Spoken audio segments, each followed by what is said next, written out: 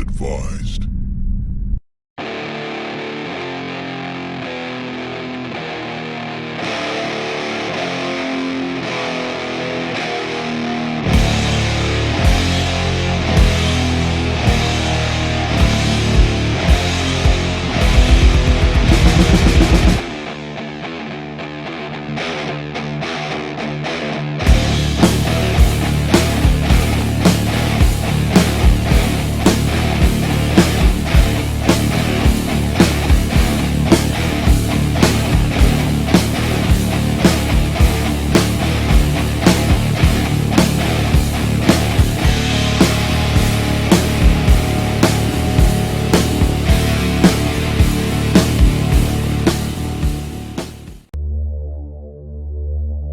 Albert Fish was born Hamilton Howard Fish on May 19, 1870 in Washington, D.C. He was small, quiet, and unassuming. He had a face that blended in with the crowd and a private life that would have frightened even the most hardened criminals. As a child, Fish was plagued by mental illness, as were a number of his family members. Not only was his brother in an asylum, but his uncle had been diagnosed with mania, while his mother routinely experienced visual hallucinations. His father was 75 years old at the time of Fish's birth and died in 1875 at Washington's 6th Street station of a heart attack, when Albert was just 5 years old. His widowed mother didn't have the resources to care for Albert, so she put him into St. John's Home for Boys, an orphanage located at Albany Avenue and St. Mark's Avenue, where Albert Fish spent much of his childhood. There he changed his name to Albert, escaped the nickname Ham and Eggs.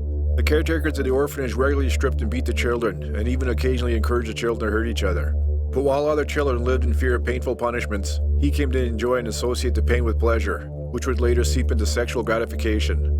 The beatings would often give him erections, for which the other orphans teased him. I was there till I was nearly 9, and that's where I got started wrong, Fish later recalled. We were unmercifully whipped. I saw boys doing things that should not have been done. When his mother became mentally stable and financially self-sufficient enough to take him home in 1880, she removed him from the orphanage, but the damage had already been done. The young Fish not only continued to administer his own beatings, but began a homosexual relationship in 1882 at the age of 12 with a telegraph boy, who introduced him to sexual practices of coprophilia and urophilia, which is consuming feces and drinking urine. Fish began visiting public baths where he could watch boys undress and spent a great portion of his weekends on these visits. In 1890, when he was 20 years old, Fish moved to New York City where his crimes against children began. Fish became increasingly curious about the pain of others and wasted no time after moving to New York to learn more. He started prostituting himself and molesting young boys, whom he'd lure from their homes to rape and torture them. A nail-studded paddle was his favorite weapon. Remarkably, in 1898, Fish married a woman his mother had introduced him to, who was 9 years his junior and fathered 6 children with her. Throughout 1898, Fish worked as a house painter. He said he continued molesting children, mostly boys younger than the age of 6. In 1903, he was arrested for embezzlement and was sentenced to incarceration in Sing Sing. While in prison, he regularly had sex with men, where he earned the nickname Shitsticks, because after men would have sex with him, they ended up with shitsticks. After his release, a male lover took him to a waxworks museum, where Fish was fascinated by a bisection of a penis. Soon after, he developed a morbid interest in castration. During a relationship with a mentally retarded man, Fish attempted to castrate him after tying him up. The man became frightened and fled. Fish then began intensifying his visits to brothels where he could be whipped and beaten more often. In 1910, while working in Wilmington, Delaware, Fish met a 19-year-old man named Thomas Caden. He took Caden to where he was staying, and the two began a sadomasochistic relationship. It is unclear whether or not Fish forced Caden to do these things, but in his later confessions he implies that the man was intellectually disabled. After 10 days, Fish took Caden to an old farmhouse, where he began to torture him. The torture took place over 2 weeks. Fish eventually tied Caden up and cut off half his penis. I shall never forget the scream or the look he gave me, Fish later recalled. He originally intended to kill Caden, cut up his body and take it home, but he feared the hot weather and smell would draw attention to him. Instead, Fish poured peroxide over the wound, wrapped it in Vaseline-covered handkerchief, left a $10 bill, kissed Caden goodbye and left. I took the first train I could to get back home. Never heard what became of him or tried to find out, Fish said. In January 1917, Fish was having difficulty concealing the symptoms of his severe mental illness and his wife left him for John Strobe, a handyman who would board with the Fish family. Following this rejection, Fish began to hear voices. For example, he once wrapped himself up in a carpet, explaining that he was following the instructions of John the Apostle. Albert Fish also started drinking his own urine and eating his own feces. It was about this time that Fish began to indulge in self-harm. He would embed needles into his groin and abdomen. After his arrest, x-rays revealed that Fish had at least 29 needles lodged in his pelvic region. He also hit himself repeatedly with a nail-studded paddle and inserted wool doused with lighter fluid into his anus and set it alight. While he's never thought to have physically attacked or abused his children, Fish began teaching his children strange and oddly sadomasochistic games. They would ride on his back and he would have to guess how many fingers they had up. If he got it wrong, they would spank him with the same nail-studded paddle he used to abuse himself. Needless to say, he guessed wrong all the time. He soon developed a growing obsession with cannibalism, often preparing himself a dinner of raw meat and sometimes serving it to his children. Fish is thought to have committed his first attack on a child named Thomas Baden in Wilmington, Delaware in 1910, and he stabbed a mentally retarded boy around 1919 in Georgetown, Washington, D.C. He chose people who were either mentally handicapped or African American as his victims, explaining that he assumed that these people would not be missed when killed. Fish would later claim to have occasionally paid boys to procure other children for him. On July 11, 1924, Fish found 8-year-old Beatrice Keel playing alone on her parents' Staten Island farm. He offered her money to come and help him look for rhubarb. She was about to leave the farm when her mother chased Fish away. Fish left but returned later to Keel's barn, where he tried to sleep but was discovered by Hans Keel and forced to leave.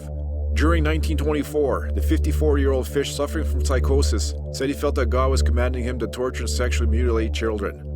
Shortly before the abduction of Grace Budd, Fish attempted to test his implements of hell on a child he'd been molesting named Cyril Quinn. Quinn and his friends were playing boxball on the sidewalk when Fish asked them if they had eaten lunch. When they said they had not, he invited them into his apartment for sandwiches. While the two boys were wrestling on Fish's bed, they dislodged his mattress. Underneath was a knife, a small handsaw, and a meat cleaver. He became frightened and ran out of the apartment. On May 25, 1928, Edward Budd put a classified ad in the Sunday edition of the New York World that read, "Young man, 18, wishes position in the country. Edward Budd, 406 West 15th Street." On May 28, 1928, Fish, then 58 years old, visited the Budd family in Manhattan, New York City under the pretense of hiring Edward. He introduced himself as Frank Howard, a farmer from Farmingdale, New York. He later confessed that he planned to tie up Edward, mutilate him, and leave him to bleed to death. He promised to hire Budd and said he would send for him in a few days. Fish failed to show up, but he sent a telegram to the Budd family apologizing and set a later date. When Fish returned, he met Edward's younger sister, Grace Budd. He apparently changed his intended victim from Edward to Grace and quickly made up a story about having to attend his niece's birthday party. He convinced the parents, Delilah Flanagan and Albert Budd first, to let Grace accompany him to the party that evening. Grace left with Fish that day but never returned.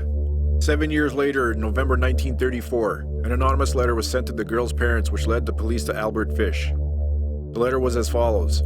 Dear Miss Budd, in 1894, a friend of mine shipped as a deckhand on the steamer Tacoma with a Captain John Davis. They sailed from San Francisco to Hong Kong, China. On arriving there, he and two others went ashore and got drunk. When they returned, the boat was gone. At the time, there was a famine in China. Meat of any kind was $1 to $3 per pound.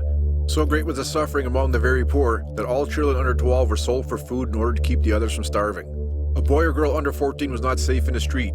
You could go into any shop and ask for steak, chops, or stewed meat. Part of the naked body of a boy or girl would be brought out, and they would cut just what you wanted from it. A boy or girl's behind, which is the sweetest part of the body, and sold as a veal cutlet, brought the highest price. John stayed there so long he acquired a taste for their human flesh.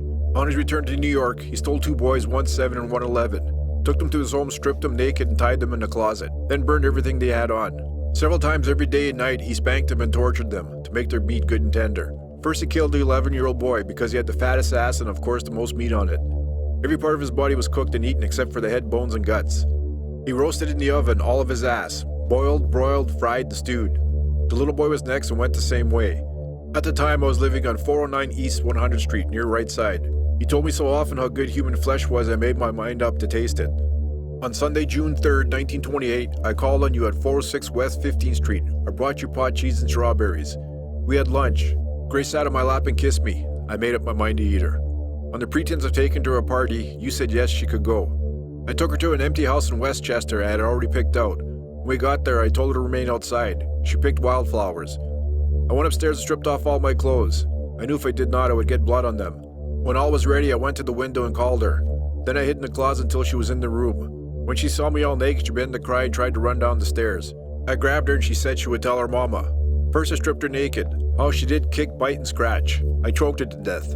Then cut her into small pieces I could take her meat to my rooms, cook and eat it. How sweet and tender her little ass was roasted in the oven. It took me 9 days to eat her entire body. I did not fuck her though. I could have if I had wished. She died a virgin. Miss Budd was illiterate and could not read the letter herself, so she had her son read it instead. The letter was delivered in an envelope that had a small hexagonal emblem with the letters NYPCBA. These letters represented New York Private Chauffeurs Benevolent Association. A janitor at the company told the police he had taken some of the stationery home, but left it at his rooming house at 200 East 52nd Street when he moved out. The landlady at the rooming house said that Fish had checked out of the room a few days earlier. She said that Fish's son sent him money and he asked her to hold his check for him. William F. King was the chief investigator for the case. He waited outside the room until Fish returned. When he returned, Fish agreed to go to headquarters for questioning.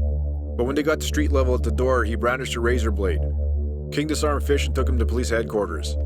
Fish made no attempt to deny the murder of Grace Budd, saying that he meant to go to the house to kill Grace's brother Edward.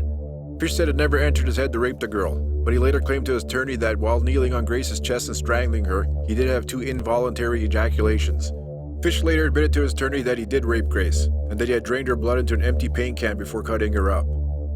After his arrest, he was suspected and later confessed to 2 other murders. During the night of July 14, 1924, 9-year-old Francis McDonnell was reported missing by his parents. A search was organized and his body was found hanging by a tree in a wooded area near his home. He had been sexually assaulted and then strangled with his own suspenders. According to an autopsy, McDonnell had suffered extensive lacerations to his legs and abdomen, and his left hamstring had almost entirely been stripped of its flesh. Fish refused to claim responsibility for this, although he later stated that he intended to castrate the boy but fled when he heard someone approaching the area. McDonnell's friends told the police that he was taken by an elderly man with a gray mustache. Francis's mother, Anna McDonald, said she saw the man earlier that day. She told the reporters he came shuffling down the street mumbling to himself and making queer motions with his hands. I saw his thick gray hair and his drooping gray mustache. Everything about him seemed faded and gray.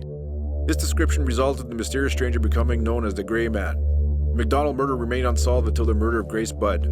That's when several eyewitnesses, among them the Staten Island farmer Hans Keel, positively identified Albert Fish as the odd stranger seen around Port Richmond on the day of the McDonnell's disappearance. At first, Fish denied the charges. It was only in March 1935, after the conclusion of his trial for the Budd murder, that Fish confirmed to investigators that he also raped and murdered McDonnell.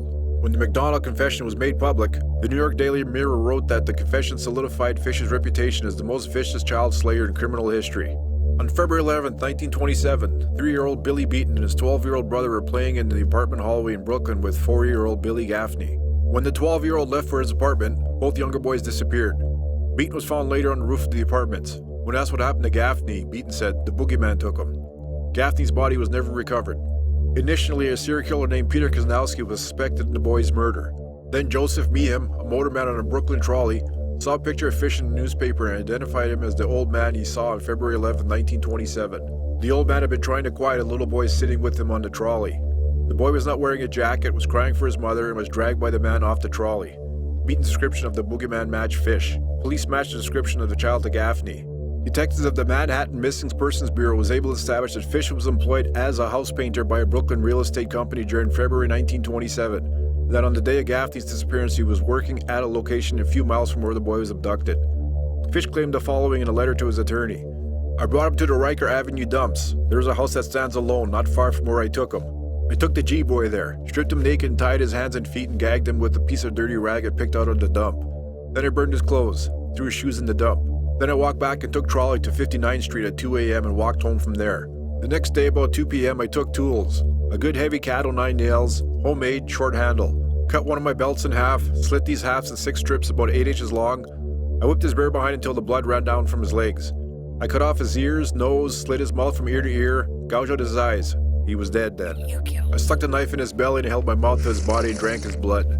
I picked up 4 old potato sacks and gathered a pile of stones. Then I cut him up. I had a grip with me. I put his nose, ears, and a few slices of his belly in the grip. Then I cut him through the middle of his body, just below his belly button, then through his legs about 2 inches below his behind. I put this in my grip with a lot of paper. I cut off the head, feet, arms, hands, and legs below the knee. This I put in the sacks weighed with stones, tied the ends and threw them into the pools of slimy water you will see all along the road going to North Beach. Water's 3 to 4 feet deep. They sank at once. I came home with my meat. I had the front of his body I liked best, his monkey and peewees and a nice little fat behind to roast in the oven and eat. I made a stew out of his ears, nose, and pieces of his face and belly. I put onions, carrots, turnips, celery, salt, and pepper. It was good. Then I split the cheeks of his behind open. Cut off his monkey and his peewees and washed them first. I put strips of bacon on each cheek of his behind and put it in the oven. Then I picked 4 onions, and when meat was roasted about a quarter hour, I poured about a pint of water over it for gravy and put the onions in. At frequent intervals, I basted his behind with a wooden spoon, so the meat would be nice and juicy. In about 2 hours, it was nice and brown, cooked through. I never ate any roast turkey that tasted half as good as his sweet fat little behind did. I ate every bit of the meat in about 4 days. His little monkey was as sweet as a nut, but his peewees I could not chew. I threw them in the toilet. Albert Fish's trial for the murder of Grace Budd began on March 11, 1935 in White Plains, New York. The trial lasted for 10 days. Fish pleaded insanity and claimed to have heard voices from God telling him to kill children. Several psychiatrists testified about Fish's sexual fetishes, which included sadism, masochism, cunningness, animaliness, fellatio, flagellation, exhibitionism, voyeurism, bickering, cannibalism, coprophilia, urophilia, pedophilia, and infibulation. Fish's defense counsel was James Dempsey, and in his summation noted that Fish was a psychiatric phenomenon, and that nowhere in legal records or medical records was there any individual who possessed so many sexual abnormalities. None of the jurors doubted that Fish was insane, but ultimately, as one later explained, they felt he should be executed anyways. They found him to be sane and guilty, and the judge ordered the death sentence. Fish arrived at the prison in March 1935 and was executed on January 16, 1936 in the electric chair at Sing Sing. He entered the chamber at 11:06 p.m. and was pronounced dead 3 minutes later. He was buried in the Sing Sing prison cemetery. Fish is said to have helped the executioner position the electrodes on his body. His last words were reported to be, "I don't even know why I'm here." According to one witness, it took 2 jolts before Fish died. The apparatus was short-circuited by the needles that Fish inserted into his body. At a meeting with reporters after the execution, Fish's lawyer James Dempsey revealed that he was in possession of his client's final statement.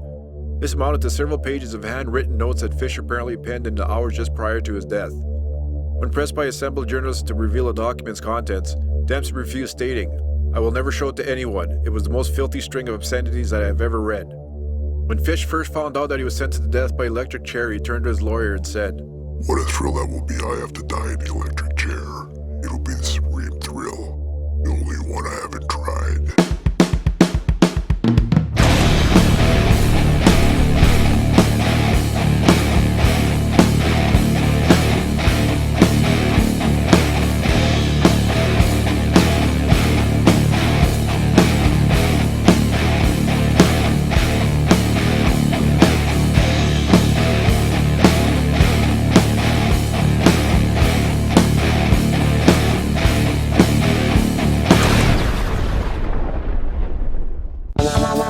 Welcome to my channel.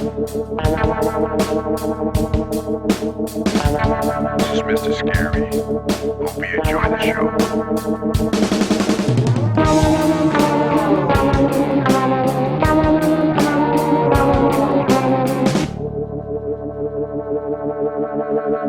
Thank you.